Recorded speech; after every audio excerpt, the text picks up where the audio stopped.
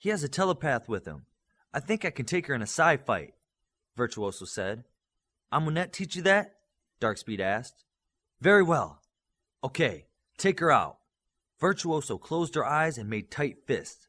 She then held her breath and concentrated hard like she was crushing diamonds in her mind. One of the villains behind Vector shrieked in pain and collapsed to the ground. He was shaking and started bleeding from the ears and nose. Vector watched as blood started to leak from his eyes. Cute, Vector said as he grabbed Dr. DeClute's hand and blasted a hole through her palm. Inside the dugout, Virtuoso's eyes bolted open and she stopped her attack. She knew Vector would keep hurting Dr. DeClute if she did anything else. Dr. DeClute didn't move as the pain filled her. I will see the day your other arm is ripped off. Move or heal yourself and you die, Vector said calmly. If you bring the Omni out where I can see him, your teleporter can take the others home. Darkspeed moved at high speed to the weapons locker and armed his grenade launcher and looked at the assortment of bombs that IQ and the other lab rats had made. He looked at the things in the dugout and ran them through his brain at high speed to make up some kind of plan. Okay, I'll bring him out and you let the others go? Darkspeed yelled. That's the deal, Vector said in return. Virtuoso, once I get out there, I need you to get everyone out of here, Darkspeed said. But what about, she started to say. I mean everyone. Get them all to London. Once they are away, come back here and open the party line with me. You can't give Cosmos to that villain, Glimmer said. I'm not. I have a plan. What plan? No time. You have to trust me and do as First Leader orders. Darkspeed nodded at Ranger. It's his call. Everyone get ready to go, Ranger said. Darkspeed turned his speed up as high as it would go and put his plan into action. It was only 3 seconds to the rest of the world, but to him, it was like he had over 20 hours to get everything just right. Okay, I'm coming out, Darkspeed yelled as he exited the dugout holding the unconscious Cosmos in his arms. What's that on him? Vector asked, pointing to the flat disc strapped to Cosmos. This thing on his chest is a bomb. If you try to rush me before everyone is gone, boom, and no Omni. You would sacrifice your own anchor? Do you have that kind of nerve? It's not a great plan, but it's the only one I had time for. Don't test me, Darkspeed said with bite in his voice. Fair enough. Your teleporter can get rid of the others. Vector kept his eyes on Darkspeed and didn't blink. Virtuoso teleported everyone away and was back quickly. Party line open, she thought to Darkspeed. Give me the Omni, Vector said. The deal was you let everyone go, Darkspeed said and nodded at Dr. DeClute. Come halfway to me and I'll let her go, Vector said. Darkspeed placed a hand directly on top of the bomb on Cosmos. You don't get him until she's safely away. Deal. Darkspeed slowly walked forward. Once you get Dr. DeClute to safety, come straight back to the dugout and wait for Cosmos.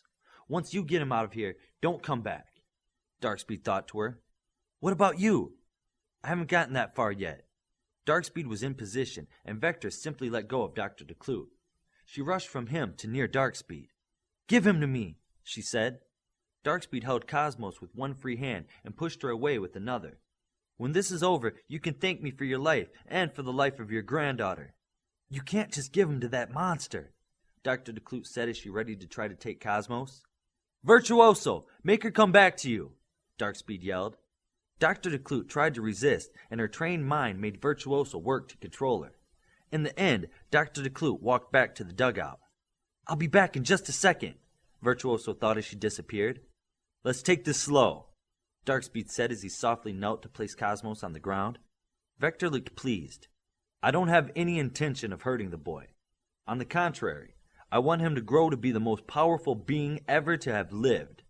Darkspeed knew he was lying. He wasn't sure about what part, but he knew it. He must want me to deactivate the bomb, he thought.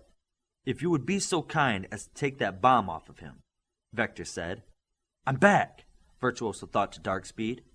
Get ready for your passenger, he thought back to her. I'm not great with bombs, but I'll give it a try, Darkspeed said as he knelt to work on the bomb. He then picked Cosmos' unconscious body up. On second thought, you defuse it. Darkspeed threw Cosmos, bomb and all at Vector at high speed. Vector maneuvered himself to catch the young Omni. Darkspeed reached into his pocket for the remote detonator. Vector couldn't believe he would destroy his own teammate as he caught Cosmos. A silvery flash accompanied the explosion that went off in Vector's arms. Darkspeed's power was turned all the way up and he saw the gang of villains behind Vector start moving forward. Darkspeed turned and ran west toward Perth. Vector's face was still bleeding from the explosion as he looked around for pieces of the Omni he wanted. There were none. He saw Darkspeed running away in the distance. Vector's mind started to work out the details as his face healed. A red harness! What a clever boy, Vector thought. He then started running after Darkspeed through the desert. After Darkspeed saw the terrain around him start to change, he looked back to see Vector running behind him. Darkspeed knew he could run even faster than he was now. He could lose Vector and just go straight to London, but Vector was alone. Darkspeed started to think he could do what no one had been able to do, defeat Vector. Vector had gained on Darkspeed, but was still over a mile behind him and couldn't make up the difference. Vector followed Darkspeed into Perth. Vector looked to see Darkspeed looking back at him on more than one occasion. Darkspeed started running through the crowded streets of the downtown area. The people on the streets looked frozen in time as they sped past. Vector followed Darkspeed as he took several hard turns between buildings. Darkspeed started projecting darkness behind him when he turned. Vector took the first turn slower and made sure he didn't hit anything in the dark. By the fourth turn, he was confident he wouldn't hit something at high speed. On the fifth turn, Darkspeed projected darkness behind him and stopped. No people on this corner. This car will work. It's solid, he thought as he grabbed it from underneath. Darkspeed used his strength and speed together to hurl the parked car into the darkness behind him. Vector was struck directly in the upper part of his body by the automobile. His momentum carried him through the car and sent him tumbling out of control into the corner building. Vector smashed into and out of the building and through the next building. When he finally stopped tumbling and tried to make it to his feet, he was struck again. Darkspeed followed him through the damaged buildings and had picked up a steel girder to use on Vector.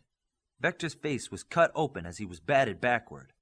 Darkspeed fired 2 grenades at where he knew Vector's head would be when he stood.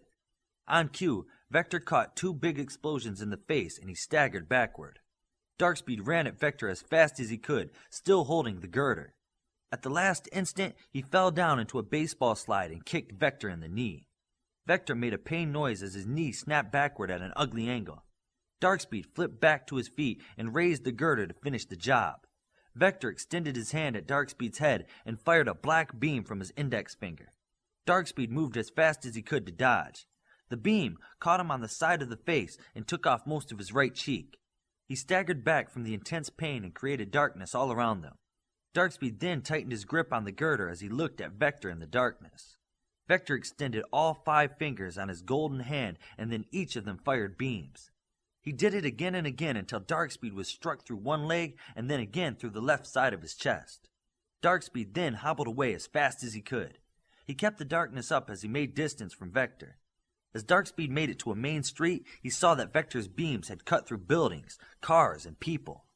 Darkspeed let the darkness that he was making fade away. He thought maybe he would stop shooting if he could see.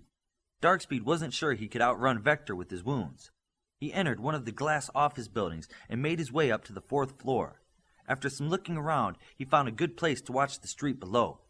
Man, this hurts, he thought to himself as his healing power went to work on the hole through his chest.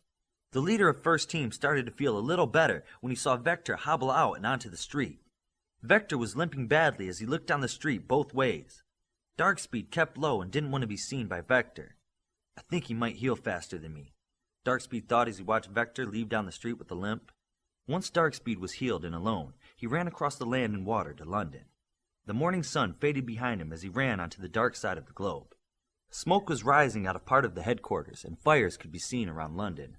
Darkspeed was stopped by the members of the London team as he approached the building. A crowd of people were gathering around the hall. No one goes in without Arthur's permission, a big hitter said. My team is in there, Darkspeed said. I don't care if your mother is in there. You have to wait for Arthur. Is the party line still on? Hello? Hello? Darkspeed kept thinking as loud as he knew how. Did you make it here? He heard Virtuoso's voice in his head. I'm out front. They won't let me in. Virtuoso appeared next to him. You look terrible. She placed a hand on him and they were in another room with first and second team. It was a large storage room with a makeshift couch that Cosmos laid on. Bioforce still had her hands on IQ. Glimmer was moving around in the back of the room. How long have we been separated? Darkspeed asked.